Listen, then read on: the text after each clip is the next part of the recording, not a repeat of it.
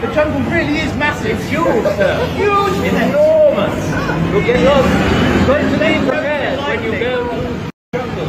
Yes, take a map. It is enormous. Huge. Hello. Booyakasha.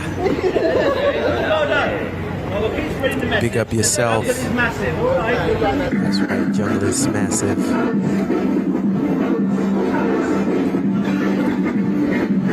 Shout outs to everybody for listening in. It's Drumslinga Weekly podcast. I'm your host, Pat Wilson, aka The Architect. Here for episode number 3 from the Drumslinga Lab, coming at you right now. Thanks again so much for listening and watching. If you're listening to the audio-only version of this podcast, we do recommend you check out the video version as well. And we have a new YouTube page that's Drumslinga Weekly, so just head over to YouTube and search for Drumslinga Weekly. You'll be able to find us there. Be sure to subscribe, like, all that good stuff so that we can continue to put out more new content for you guys. And I'm really excited about some of the stuff that we have coming up, including big live stream this Saturday from an undisclosed location in Los Angeles. Gonna have some killer DJs out there, so you're gonna have some information on that event. And again, that's gonna be a live stream. We're gonna be out there in the wilderness near the train tracks, laying down some drum and bass, and we're gonna have a lot of Drumslinga residents out there. So hopefully you guys are gonna be able to tune in. We're gonna get started at 2 o'clock in the afternoon, and that's gonna be this Saturday, which is, I believe it's gonna be January 23rd. So excited about that one. And again, you can catch these Drumslinga Weekly live broadcasts. We're going to start doing at least once a week at twitch.tv/Drumslinga online. All right, y'all. And also, I just want to make sure everybody knows you can interact with us at any time. Hit us up on the Jungle line. It's actually toll-free worldwide. The number is 833-7-JUNGLE. And leave us a message there if you have any questions or shout outs or whatever you want to do here on the show. And we'll be sure to get you included. Making a worldwide community here. Drumslinga Weekly. So yeah, as we get into more 2021 business, of course, I just wanted to put this segment of the show so that we can go over some of the different things that we have as far as the COVID-19. We can all ignore it, and I'm sure we're all sick of talking about it, but ultimately it's still something that's affecting a lot of our lives. And unfortunately, the government, at least here in the United States, has not done an outstanding job with anything really when it comes to this virus. And of course, when it comes to the vaccine, we're in the same boat right now, and it's been about a year since this virus hit the scene. Right now, currently, what you see here on our screen, if you're watching the video, we do have an interesting reopening for Disneyland. It wasn't quite the happiest place on earth a lot of people were hoping for. They're actually using Disneyland currently as a corona vaccine site. So right now, you can't get on any rides or anything, but you can, if you're 65 and older, you can make an appointment through this app called Othina and go over there to Disneyland and get the vaccination for the coronavirus. So, no Mickey Mouse or anything like that going on as far as, good times for the family, but I think it's a great time for the family if everybody lives. So, right now, according to county health officials, they opened this up on Tuesday, and again, that was just for the residents 65 and older. And Disneyland is actually the first of 5 super POD sites in Orange County scheduled to open, with the capacity to vaccinate thousands of people, so every day. And I just thought that was pretty interesting there. Heading over to Disneyland and getting those shots.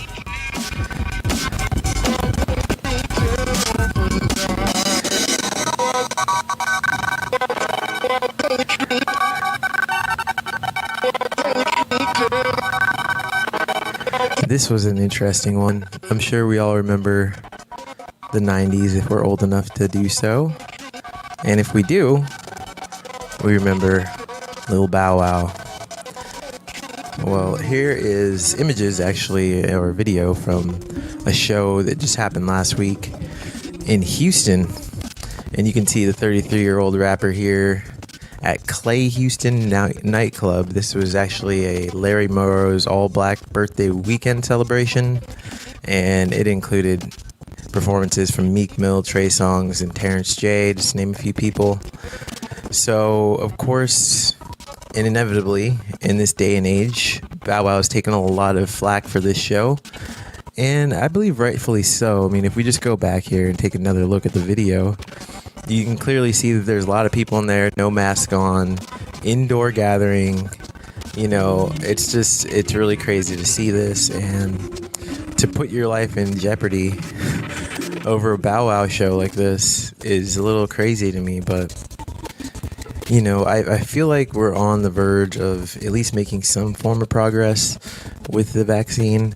But at the end of the day, you know, endangering people, or even, you know, people that might not be at that event that you could possibly get sick, I just don't think it's worth it. So right now, people definitely feeling some type of way about Bow Wow, and a lot of those people went on to social media. So Bow Wow tried to respond to the backlash there on social media. He tweeted out, actually, the following: "Man, I've been hosting parties all year. I wore my mask in the club. I can't host with that thing on." And another message actually just read that, you know, he wore his mask for the entire performance, and he only took it off for his 2005 hit track, Like You.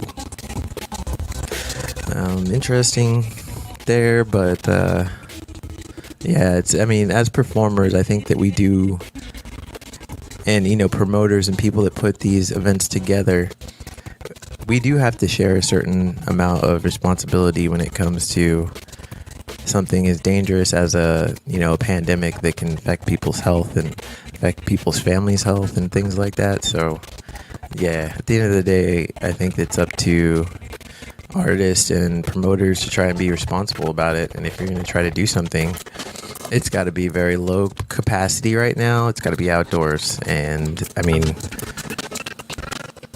there's ways to do things indoors, but this is definitely not it. So anyway, big up Lil Bow Wow on that one. In other Rona-related news here, it seems that our current president, or I guess former president, today's inauguration day, Joe Biden and Trump were differing on their belief on how we should roll out this virus, or I'm sorry, the vaccine. So it seemed that initially Trump came out and he was saying that he wanted to give as many people the vaccine as we had as far as the second vaccine. So, you know, it's 2 doses that you need in order to be fully vaccinated for COVID-19. So his plan was, yeah, it might take a little more time, but at least this way we ensure that everybody that gets that first vaccine can get the second dose in a very timely fashion. Whereas it seems that President Biden had a little bit different opinion. He was in favor of just releasing all available COVID vaccination doses, despite the number of people or the amount of second doses that would be available. So that would mean, inevitably, especially given the track record so far, some people would probably go without getting that second dose, which makes the entire vaccination a little bit, or actually significantly less effective against COVID. So, in a very rare time here, I actually do agree with Trump on this specific point. I think it makes more sense to make sure people get the first and second dose. Otherwise, if we have a bunch of people half, vaccinated, they can still potentially spread the virus at higher rates. We're never going to get to herd immunity. And speaking of that, in this CNN piece that I have here on the screen, they're actually saying that medical experts are saying that with the current U.S. vaccination rate, which has been very sluggish because of bureaucracy and mistakes that are being made by government, locally and federal, that it could take up to 3 years for us to get to herd immunity. Which, last year they were talking about something completely different. They're expecting herd immunity to happen probably around now, and it does not look like that's going to be anywhere near the case, especially given the fact that we are making a lot of mistakes when it comes to rolling out the vaccine. Yo, what's up, party people? Welcome. We're about to get into the music right now. Got some big releases for you today. Some fun stuff to talk about on Darkitect's Drops. Without further ado, let's just go ahead and get on into it. Yeah, getting it started. About breaking records, what he's actually talking about this. We had one of the highest new infection rate days. Legend in the drum bass scene, Caliber, and that was coming out with a new album. This one's been long awaited. This one is titled Feeling Normal. And don't worry, I'm not going to talk about COVID for that much longer. Some real jammers on here. Uplifting subject. More of that Caliber style. So many you've come to know and love. Men's Health Clinic. And yeah, I'm looking forward to hearing all the jams on this one. Healthcare workers, etc. Caliber, definitely, he put a lot into this. He's been working on this album for years. And vaccine. According to him, he says this whole album is special to me. Everything on there has import and meaning beyond for me. I've spent much time on all these, and I hope they're special for other people too. And from what I've heard so far, I can definitely tell it's going to be dope. And even crazier about you can pre-order this one now, digital album, or you can get the 12-inch vinyl pre-order at Caliber's Bandcamp page. And I'm going to scroll that around the bottom. It's caliber.bandcamp.com. And again, this is Feeling Normal. Can't wait. Depending on how many people didn't show Big up up. Caliber. To